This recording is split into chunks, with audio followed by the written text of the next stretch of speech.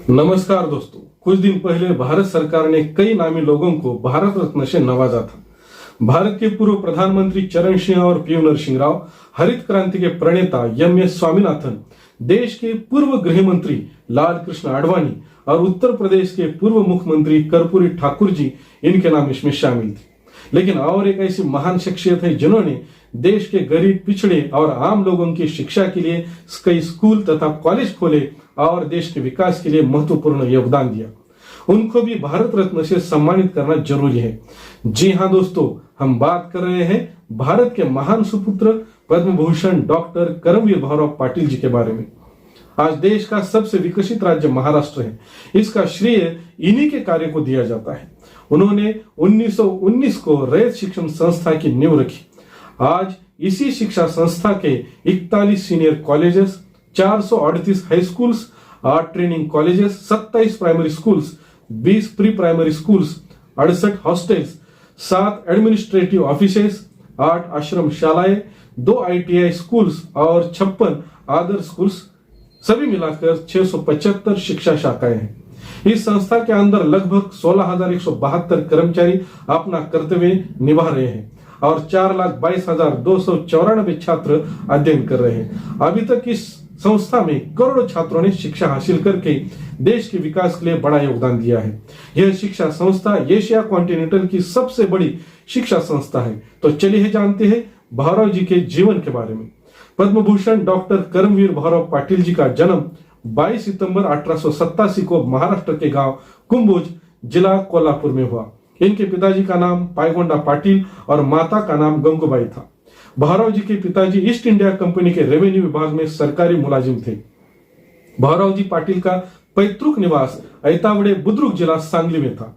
भाऊराव का जन्म जैन परिवार में हुआ था, परंतु जैनियों के संस्कार भाऊराव में नहीं थे। जैन धर्म के नियमों के एक तरफ रखते हुए भाऊराव दूसरे ही रास्ते पर चल पड़े थे। यह रास्ता अशिक्षित पद दलित जातियों की शिक्षा का था। बचपन से ही भाऊराव पाटिल का अलग स्वभाव था। वे किसी भी तरह का अन्याय बर्दाश्त नहीं कर पाते थे, फिर वह अन्याय दूसरों पर ही क्यों न होता हो। एक बार कुएं में लगी पानी खींचने की राड और पुली उसने इसलिए तोड़कर फेंक दी थी कि दलित जाति के महिलाओं और बच्चों को वहां पर पानी खींचने पर मना कर दिया गया था। एक और बार वे अपने गांव पैदल जा रहे थे। उसी समय उनकी उम्र होगी 13 साल। एक गांव से वे गुजर रहे थे, तभी उन्होंने देखा कि एक स्कूल में एक बच्चा कक्षा के बाहर बैठकर पढ़ रहा था, बाकी सभी बच्चे अंदर थे। भाऊराव जी ने अध्यापक को इसका कारण पूछा। अध्यापक बोले कि वह लड़का महार जाति का है, पिछड़ी जाति का है, मैं उसे अंदर कक्षा में ले नहीं सकता। तब भाऊराव उस लड़के को अपने घर लेके गए, उसे खिलाया पिलाया और दूसरे दिन कोल्हापुर ले गए। वहां पर उसका एडमिशन मिस क्लार्क हॉस्टल में करवा दिया। इस हॉस्टल में पिछड़ी जाति के बच्चों की रहने की और शिक्षा प्राप्त करने की व्यवस्था की गई थी। यह हॉस्टल छत्रपति शाहू महाराज ने शुरू किया था। वह लड़का वहां पर पढ़ लिख कर समाचार पत्र का एडिटर बना। बाद में मुंबई राज्य के MLC का मेंबर बना। उस लड़के का नाम था ज्ञानदेव घोलप। भाऊराव पाटिल जी की प्रारंभिक शिक्षा विटा, जिला सांगली में संपन्न हुई। आगे की पढ़ाई के लिए भाऊराव जी कोल्हापुर के राजाराम हाई स्कूल में भर्ती किए गए। हाई स्कूल की पढ़ाई के दौरान बालक के दिलो दिमाग पर रियासत के महाराजा राजर्षि शाहू महाराज के सामाजिक कार्यों का गहरा असर पड़ा था। कोल्हापुर के महाराजा राजर्षि शाहू महाराज ने अपने राज्य में दलित और पिछड़ी जातियों की शिक्षा के लिए अलग से स्कूल और हॉस्टल खोले थे, क्योंकि सामान्य स्कूलों में उच्च जाति के लोग इन्हें पढ़ने को रोकते थे। इसके पहले सामाजिक क्षेत्र में काम करते हुए महामानव ज्योतिराव फुले ने इन पद दलित जातियों की शिक्षा के लिए दरवाजे खोले थे।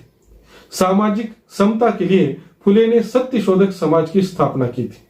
भाऊराव पाटिल इसके प्रमुख सदस्य थे। दलित और पिछड़ी जातियों की शिक्षा के लिए महर्षि विठल रामजी शिंदे ने भी काफी अच्छा काम किया था। बाबा साहब अम्बेडकर, जो उस समय दलितों के मसीहा के रूप में उभर रहे थे, उनके कार्यों से भाऊराव पाटिल जी बेहद प्रभावित थे। समाज सुधारकों के द्वारा किए गए इन कार्यों का प्रभाव भाऊराव जी के मन मस्तिष्क पर गहरा पड़ा था। वे शुरू में आत्माराम ओगले, लक्ष्मणराव किर्लोस्कर, धनजीशा कूपर आदि उद्योगपतियों के यहाँ सेल्समैन का काम किया करते थे।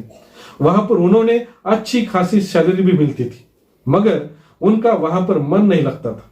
वे गरीब और अंधविश्वास के फेरे में फंसी हुई जनता के लिए कुछ करना चाहते थे।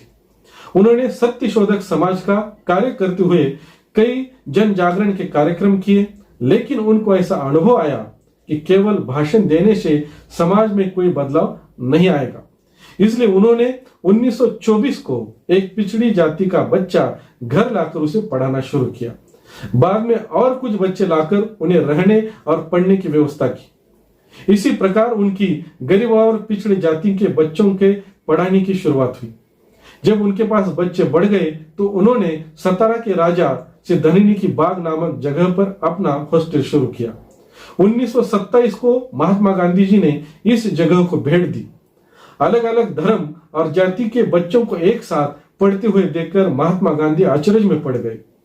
उन्होंने भाऊराव जी की प्रशंसा करते हुए कहा कि श्री भाऊराव जी की सेवा ही उनका सच्चा कीर्ति स्तंभ है।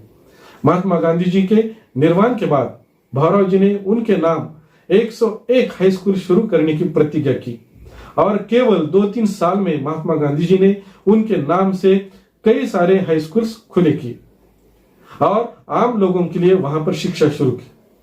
भाऊराव पाटिल जी गांधी जी के अनुयायी थे।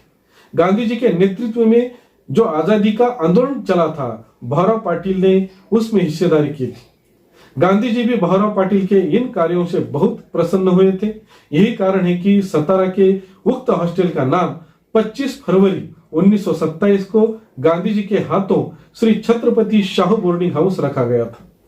आर्थिक सहयोग के रूप में गांधी जी ने हरिजन सेवक फंड से इस हॉस्टल को प्रति वर्ष 500 रुपए देना स्वीकार किया था। गांधी जी से प्रेरणा लेकर खुद खादी वस्त्र पहनते थे भाऊराव जी पाटिल। भाऊराव जी पाटिल ने महाराजा सयाजीराव हाई स्कूल की स्थापना की थी, जो सतारा में था। वह अपने तरह का पहला निःशुल्क आवासीय स्कूल था, जिसकी स्थापना अर्न और लर्न के शिक्षा नीति पर की गई थी। इसके बाद की अवधि में भाऊराव पाटिल के द्वारा पूरे महाराष्ट्र में कई सारे स्कूल्स, कॉलेजेस खोले गए। सन 1947 में भाऊराव ने सतारा में छत्रपति शिवाजी कॉलेज की स्थापना की और सदगुरु गाडगे बाबा कॉलेज की भी स्थापना की। भाऊराव पाटिल का कहना था कि समाज का यह जो गरीब तबका है, इसके पिछड़ने का कारण अशिक्षा है।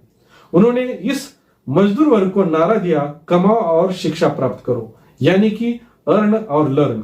यह बात नहीं कि भाऊराव पाटिल का ध्यान सिर्फ अशिक्षितों की शिक्षा पर ही केंद्रित था, बल्कि वे शिक्षकों को भी ध्यान दे रहे थे, जिनकी जरूरत इन अशिक्षित बच्चों को पढ़ाने के लिए आवश्यक थी। उस समय शिक्षकों की भारी कमी थी। इस कमी को भरने के लिए मौलाना अबुल कलाम आजाद की स्मृति में उन्होंने आजाद कॉलेज ऑफ एजुकेशन की स्थापना सन 1955 में की। भाऊराव जी के इस महान कार्य में लोगों ने श्रमदान दिया, कई एकड़ जमीनें दे दी, लाखों रुपया दिया और एक विशाल शिक्षा संस्था का निर्माण हुआ। उनकी पत्नी लक्ष्मीबाई ने उनका सच्चा साथ दिया। उनको शादी में 3 किलो सोना गहने के रूप में मिले थे। वह सब गहने भाऊराव जी ने हॉस्टल के बच्चों के पढ़ाई के लिए खर्च कर दिए। इतना ही नहीं, बल्कि एक बार भाऊराव जी काम के सिलसिले अन्य गांव में गए थे। घर में अनाज खत्म हुआ था, तभी लक्ष्मीबाई ने अपना मंगलसूत्र बेचकर बच्चों के खाने की व्यवस्था की। इतिहास में ऐसा पहली बार हुआ था कि पिछड़ी जाति की शिक्षा के लिए किसी सौभाग्यवती ने अपना मंगलसूत्र बेचा था। महाराष्ट्र के लोगों ने भाऊराव पाटिल के द्वारा समाज के लिए की गई उनकी सेवाओं के लिए याद करते हुए उन्हें कर्मवीर की मानद उपाधि दी थी। पुणे विश्वविद्यालय ने उन्हें डीलिट की उपाधि दी। भारत सरकार ने भी सन 1959 में उन्हें राष्ट्रीय सम्मान देते हुए पद्म भूषण से अलंकृत किया, लेकिन मुझे लगता है कि उनको भारत रत्न खिताब मिलना चाहिए। तो चलिए दोस्तों, आज इस वीडियो को अपने दोस्तों को साथ शेयर करते हैं और लोगों को इनके कार्य के प्रति जागृत करते हैं, ताकि भारत सरकार उन्हें भारत रत्न खिताब से सम्मानित करे। तो मेरे साथ कहे, जय कर्मवीर, जय हिंद।